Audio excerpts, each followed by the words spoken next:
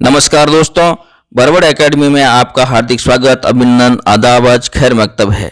मैं आज आपके सामने फिर से नए तथ्य के साथ उपस्थित हुआ हूं।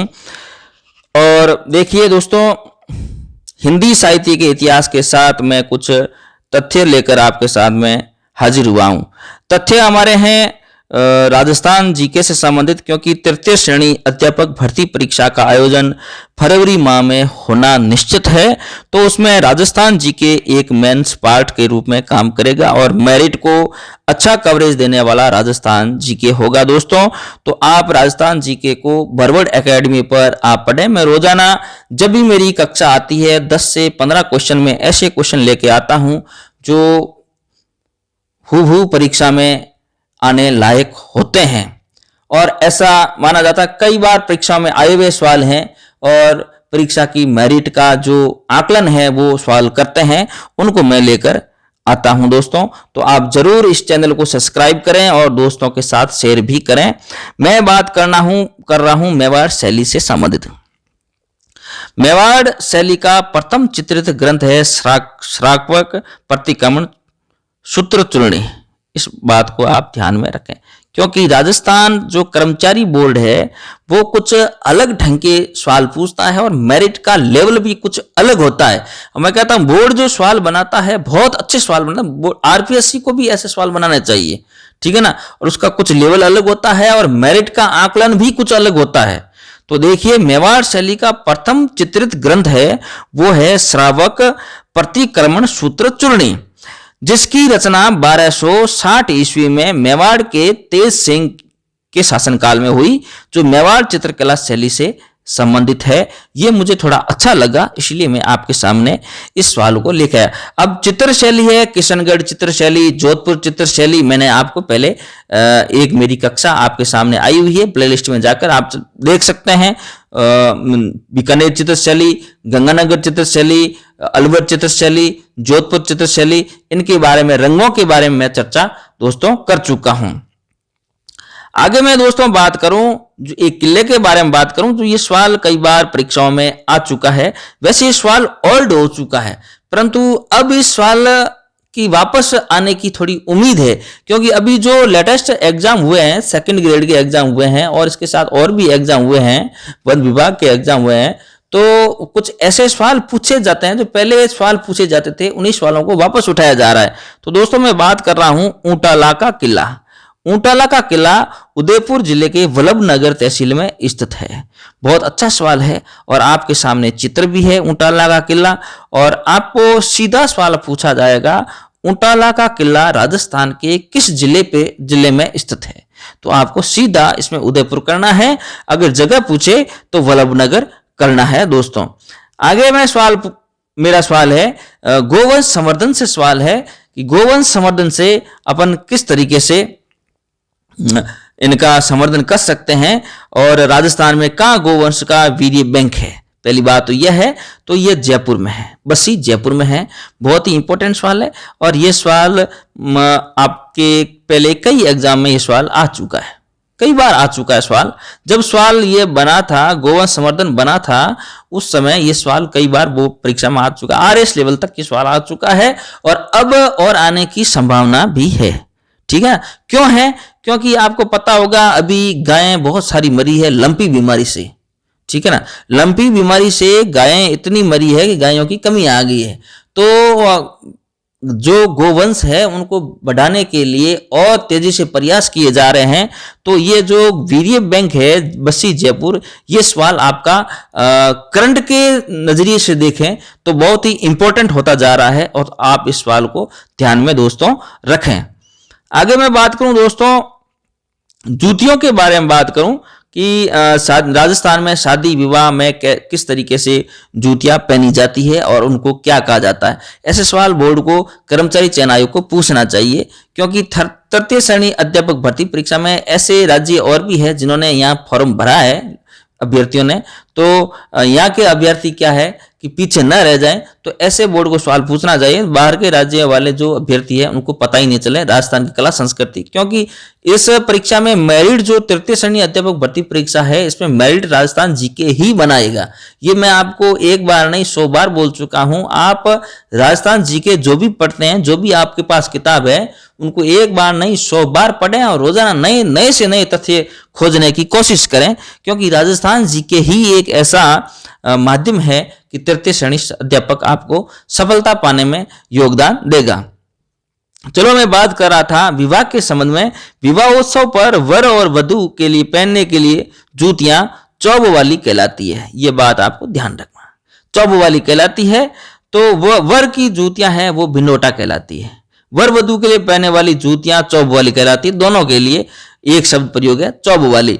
और वर की जो जूतियां हैं उनको बिनोटा कहते हैं। वर की सुनहरी जूतियां उनको बिनोला भी कहते हैं। वर की पुरानी जूतियां उनको अदरानी कहते हैं। तो कितने सवाल हो गए। दोनों की जूतियां हैं उसको चौब वाली कहते हैं। और अब पूछ ले, वर की जूतियों क्या कहते हैं? बिनोटा या बिंदुला बोलते हैं। और आगे इससे पूछे कि पुरानी जो जूतियां हो गई है उनको क्या कहते हैं? आदरानी बोलते हैं। इस बात को आप ध्यान में रखें। राजस्थान कला संस्कृति का भंडार बहुत भरा पड़ा है और बहुत सारे सवाल है। कोंकण डोरना भी है, बिनोटा भी है, जिसको बिनोटा बिंदोला भी बोला जाता है। कपड़े हैं उनको बरियां बोली जाती है ना। तो ऐसे जो कला संस्कृति के सवाल है मैं आपके सामने लाता रहूंगा दोस्तों। आगे मैं बात करूं एक देवी के बारे में जो अग्नि स्नान करती है।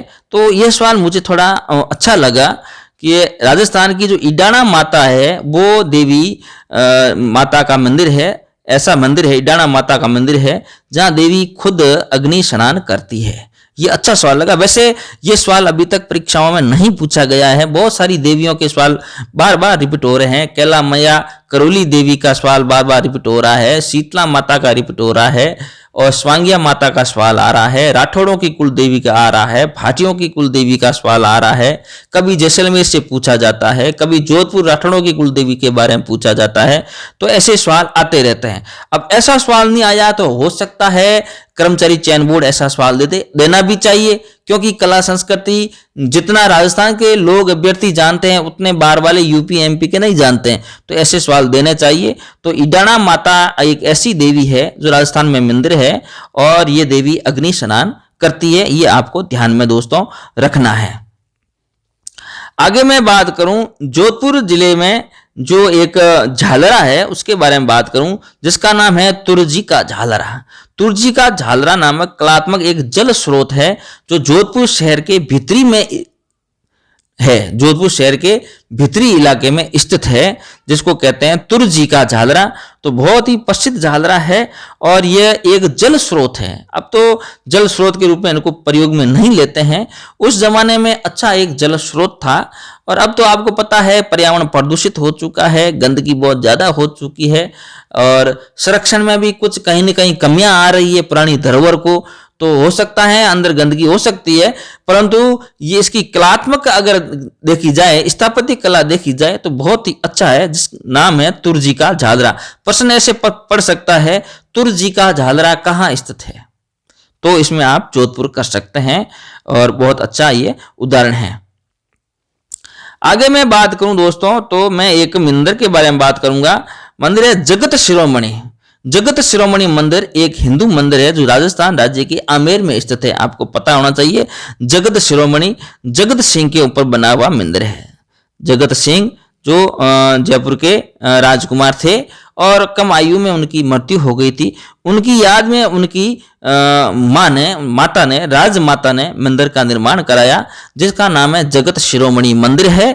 और यह मंदिर एक हिंदू परंपरा से बनाया गया मंदिर है और यह पंचायतन शैली में बना हुआ है। ठीक है ना, याद रखना, पंचायतन शैली में यह मंदिर बना हुआ है और राजस्थान के आमेर में यह स्थित है दोस्तों। इनको आपको ये याद रखना है। आगे मैं बात करूं दोस्तों, जो करंट का प्रश्न है, अच्छा प्रश्न है। राष्ट्रपति द्रौपदी मुर्मू द्वारा राजस्थान के खरुणा गांव बूंदी को राष्ट्रीय स्वच्छता अवार्ड 2022 से सम्मानित किया है, जो बहुत ही अच्छा सवाल है। करंट का क्वेश्चन है और ये कोई न कोई कंपटीशन में आएगा, तो मैंने इसको साथ में ले लिया है। राष्ट्रपति द्रौपदी मुर्मू जो नवनिर्मित राष्ट्रपति है, और राजस्थान का जो खैरुना गांव है, बूंदी जिले का खैरुना गांव को राष्ट्रीय स्वच्छता अवार्ड 2022 से सम्मानित दोस्तों किया है, आपको याद में रखना है।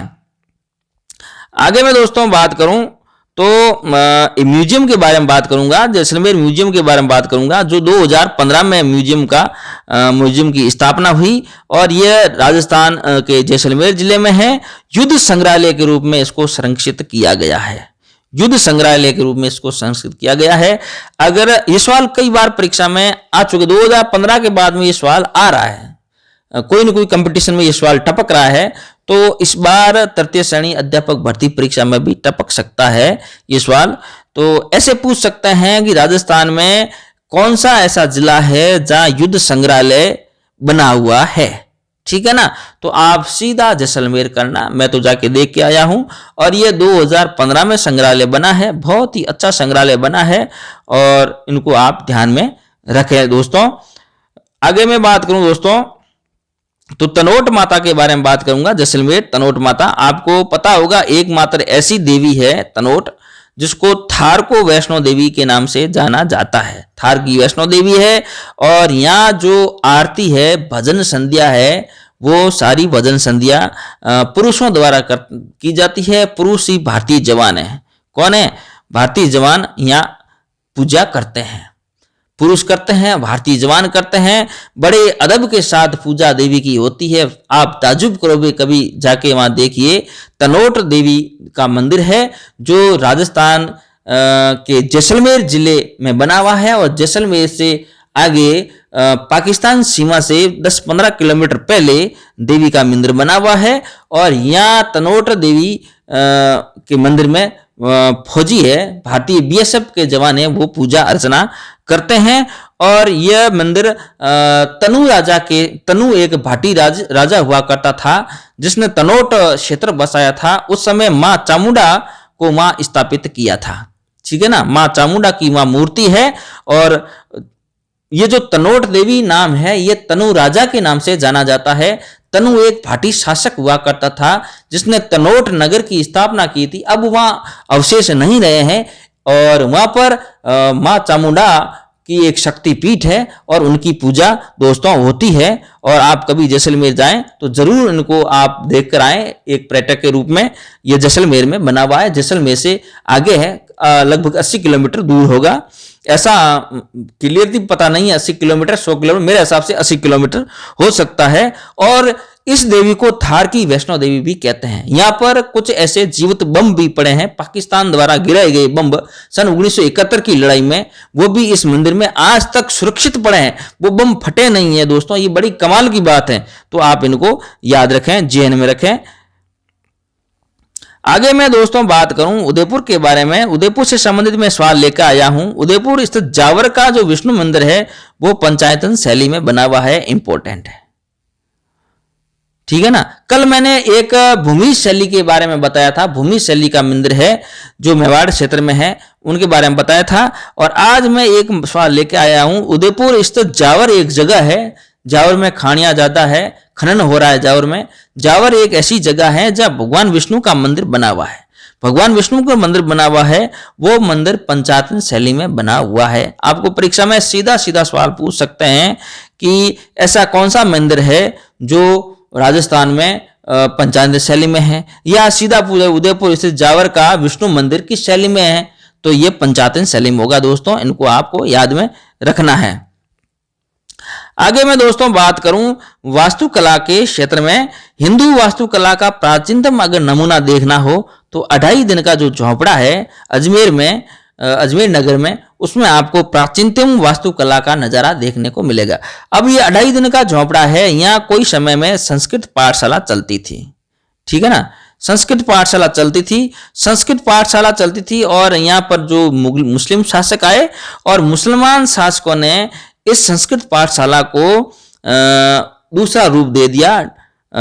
यहाँ मदरसे वगैरह बना दिए गए, और एक 2.5 दिन के झोंपड़े के रूप में ये प्रसिद्ध हो गया, 2.5 दिन का झोंपड़ा इनका नाम दे दिया गया और कुछ जीर्णोद्धार करके मुस्लिम शैली में इनको मुस्लिम फारसी शैली में ये मंदिर, इस जगह का जीर्णोद्धार करवाया गया और अपना नया नाम दे दिया गया।